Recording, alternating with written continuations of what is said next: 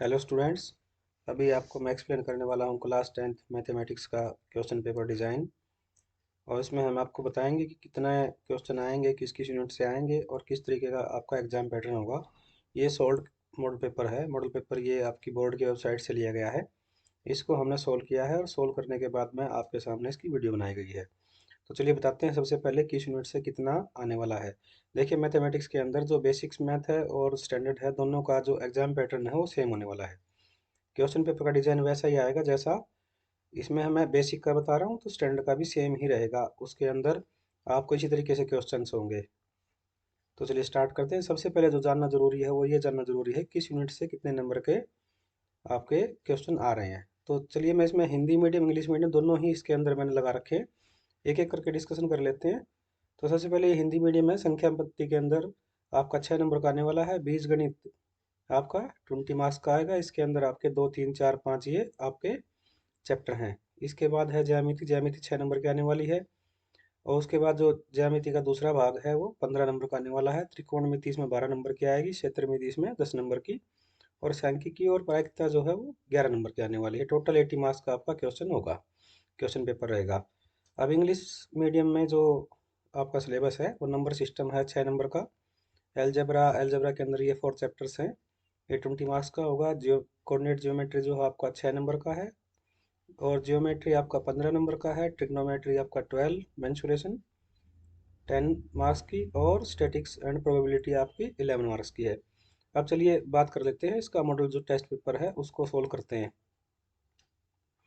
उसके बाद जो आपका क्वेश्चन पेपर हम स्टार्ट कर रहे हैं, क्वेश्चन पेपर के अंदर इस तरीके से आपका क्वेश्चन पेपर होगा।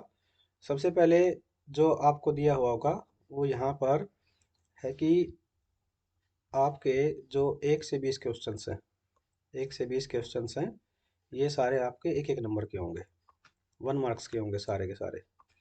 उसके बाद जो 21 से 25 क्वेश्चन नंबर है, ये 5 क्वेश्चन, ये आपके 2 2 नंबर के होंगे। इसके बाद जो 3 3 नंबर क्वेश्चन होंगे वो होंगे आपके 26 से 31। ठीक है, यहाँ तक ये आपके 6 क्वेश्चन हो जाएंगे। इसके बाद जो 36 to 38, सॉरी ये क्या रह गया 5 नंबर का, 32 से 35, ये 4 क्वेश्चन 5 5 वाले होंगे। और इसके बाद 36 से 38 जो क्वेश्चन होंगे 4 4 नंबर के होंगे, केस स्टडी बेस्ड क्वेश्चन होंगे ये। चलिए स्टार्ट करते हैं। सबसे पहले जो 20 क्वेश्चन है आपके एक नंबर के वो होने वाले हैं। तो पहला जो क्वेश्चन है इसको सोल्व करके मैंने आंसर निकाले हुए हैं। डायरेक्ट इसका एच शेप निकालना है। ये इसका आंसर 60 आने वाला है। जो दूसरा है उसका आंसर आएगा डी, 3 से अधिक। आपको ये कर लेने हैं, कमेंट्स में डाल देना जो क्वेश्चन आपको नहीं आता है कि मुझे समझ में नहीं आया, उसका सॉल्यूशन मैं आपको प्रोवाइड कर दूंगा।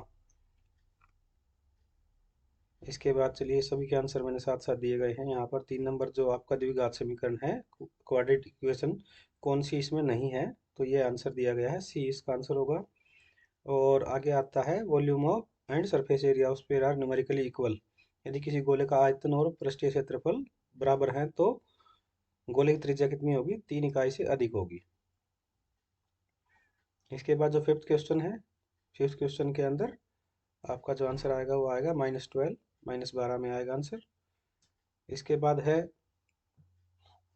Question number 6। क्वेश्चन नंबर 6 के अंदर अगर दो त्रिभुज हैं, ठीक है, इसके अंदर क्या है कि 2 ट्रायंगल्स हैं वो सिमिलर हैं एक दूसरे से। तो ट्रायंगल्स के तीनों कोनों का योग कितना होता है, जो तीनों एंगल होते हैं वो 180 होता है। तो इन दोनों को जोड़ के 180 से माइनस कर देंगे, आंसर 50 आ जाएगा। इसके बाद नेक्स्ट है, नेक्स्ट के अंदर जो होता है फ्रंट, जो एंगल्स होते हैं उनका जो सम होता है वो 180 होता है सेवन्थ क्वेश्चन में। तो इसलिए 125 प्लस 55 180 होगा, तो इसका आंसर हो जाएगा 55।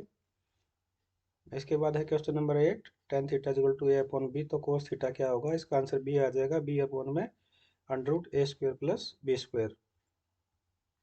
देखिए बैक एंड पे मैंने ना सोल्व कर रखे हैं अभी सीधे आंसर, क्योंकि एक एक करके दिखाना इतना पॉसिबल नहीं है वीडियो के अंदर, वीडियो बहुत बड़ी हो जाएगी फिर उसमें। नेक्स्ट है ये फिर से आपका ट्रिग्नोमेट्री के अंदर से आ गया। इसका आंसर जो आएगा हमारा एंगल ऑफ एलिवेशन उन्नयन कोण होएगा 60 डिग्री का। इसके बाद फिर से आपका जो आता है वो मेंसुरेशन के अंदर से है, सर्कल्स का है, सॉरी। ठीक है, इसके अंदर जो एक सर्कल है उसकी रेडियस 10 सेंटीमीटर है। तो इसके अंदर हमने निकालनी है कोड जीवा की लंबाई, तो वो कितनी हो जाएगी 10√2, 10√2। क्वेश्चन नंबर 11 है, तो 11 के अंदर हमने इसको निकालना है, the mean is 7 then the value of X. अब देखिए एक्स की वैल्यू निकालनी है, तो मीन का फार्मूला सबको पता होता है, इस चीज़ के लिए सभी को जोड़ करके टोटल नंबर से उसको डिवाइड करना होता है। ठीक है, तो 7 इज इक्वल टू इन सभी का सम करके, और जितनी भी ये नंबर्स हैं, संख्याएं हैं, 1 2 3 4 5 6 7, उसको 7 से डिवाइड करना है।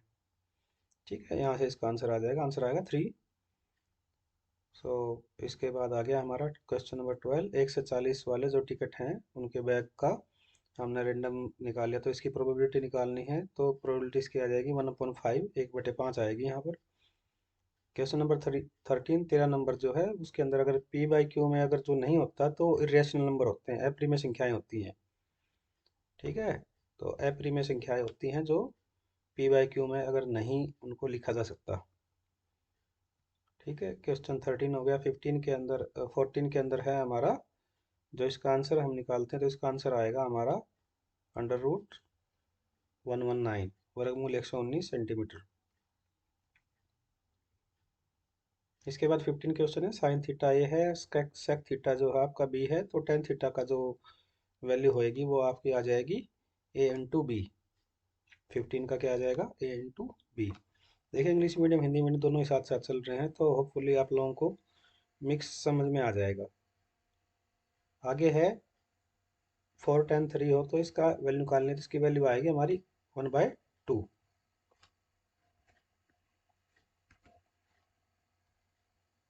इसके बाद है क्वेश्चन नंबर 17, 7 सेंटीमीटर जो इसकी दे रखी है रेडियस, तो रेडियस 7 सेंटीमीटर दे दी, तो आपको सबको पता होता है कि इसका हमने πr² इसका फार्मूला होता है क्षेत्रफल के लिए, इसका जो एरिया ऑफ सर्कल है उसका πr² है, उसका 4 पॉइंट क्या हो जाएगा, उसके भाग में 4 कर देंगे। इसके बाद है 18 नंबर, 18 नंबर का ये आ जाएगा फॉल्स है, ये स्टेटमेंट फॉल्स है।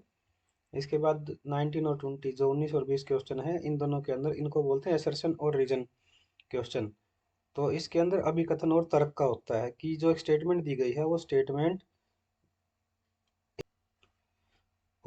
एक दूसरे की पूरक है कि नहीं, एक दूसरे को वो हेल्प करती है, एक दूसरे को कंप्लीट करती है नहीं करती, इस तरीके के क्वेश्चन होते हैं।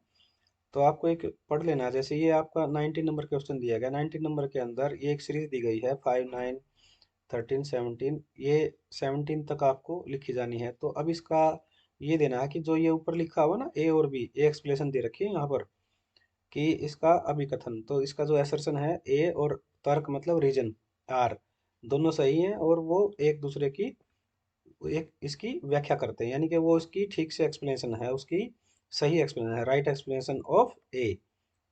यहाँ पर इसको आप इंग्लिश मीडियम में देखते करते हैं, तो ये यहाँ पर दे दिया the correct explanation of assertion, जो रीजन दे रखा है वो उसकी सही एक्सप्लेनेशन है। तो इसको अगर हम देखते हैं तो जो 19 है, 19 का जो आंसर आता है वो आता है ए और आर दोनों सही हैं, यानी कि असर्शन और रीजन दोनों सही हैं और वो इसकी करेक्ट एक्सप्लेनेशन है, तो इसका आंसर ए होगा 19 नंबर क्वेश्चन का। ये है 19 नंबर क्वेश्चन, आप लोगों को थोड़ा हाईलाइट कर देता हूँ। इसके बाद है क्वेश्चन नंबर 20, तो 20 जो है इसके अंदर देखिए इसका जो आंसर आता है वो आता है अभिकथन ए और तर्क, यानी कि रीजन दोनों सही हैं, जो उसकी रीजन जो है वो असर्शन की करेक्ट एक्सप्लेनेशन नहीं है। दोनों चीजें देखिए इसमें देखा है कि किसी बाह्य बिंदु से वृत्त पर दो स्पर्शरेखा खींची जाती है तो वह केंद्र पर समान कोण बनाती है, ये ठीक है बिल्कुल, कि वो वहां पर सेंटर के ऊपर जो एंगल बनेगा वो इक्वल बनेगा वहां पर। ठीक है, और लेकिन जो रेखाएं खींची गई हैं वो उनकी बराबर लंबाई नहीं होती है। ठीक है, जो लाइंस हैं उनकी लेंथ जो है इक्वल नहीं होती है। इंग्लिश मीडियम में इसको एक बार देख लेते हैं। टू टेंजेंट आर ड्रॉन, देखिए एक सर्कल है, एक सर्कल के दोनों साइड से दो टेंजेंट बना दी हैं, जब उनको हम सेंटर पर टच करते हैं तो उनका एंगल इक्वल होगा, ये थ्योरम दी गई है, प्रमेय है ये। लेकिन उन दोनों की जो लेंथ है वो इक्वल हो, ये जरूरी नहीं है, तो इसका आंसर हो जाएगा हमारा बी। ठीक है, ये 20 क्वेश्चन हो गए आपके सेक्शन ए में। सेक्शन बी के अंदर आपको दो दो नंबर के 5% मिलने वाले हैं। ठीक है, इसके अंदर आपको ऑप्शन भी मिल जाएगा एक दो के अंदर। जैसे ये आ गया 21वां जो क्वेश्चन है 21 है, इसके अंदर आपको देखिए यहाँ दे दिया है और में, यानी कि एक ऑप्शन में दे दिया गया है। तो ये हमने जैसे इसको सोल्व कर लिया है बैक एंड पे, और यहाँ पर इसका ये मैंने आंसर भी दे रखा है ये यहाँ पर। तो आप इसका आंसर जब निकालेंगे तो इसका x=2 और y=3 हो जाएगा। तो ये 5 क्वेश्चन हैं, जहाँ जहाँ पर मुझे यहाँ पर जगह मिली मैंने इसके आंसर लिख दिए हैं। बाकी इसको आप अपना सोल्व कर सकते हैं। जो कन्फ्यूजन है अपने टीचर से बात कर सकते हैं। तो 5 क्वेश्चन होंगे दो दो नंबर के। यहाँ पर ये इसका भी आंसर दे दिया गया है। एक्स और वाई के वांछित मान 1 और 4 हैं, तो एक्स और वाई की वैल्यू क्या आएगी, यहाँ पर 4 आ जाएगी क्वेश्चन नंबर 21 का जो बी है उसमें। इसके बाद ये 5 क्वेश्चन चलेंगे आपके 21 से 25। यहाँ पर ये 22 नंबर का सोल्यूशन भी दिया गया है।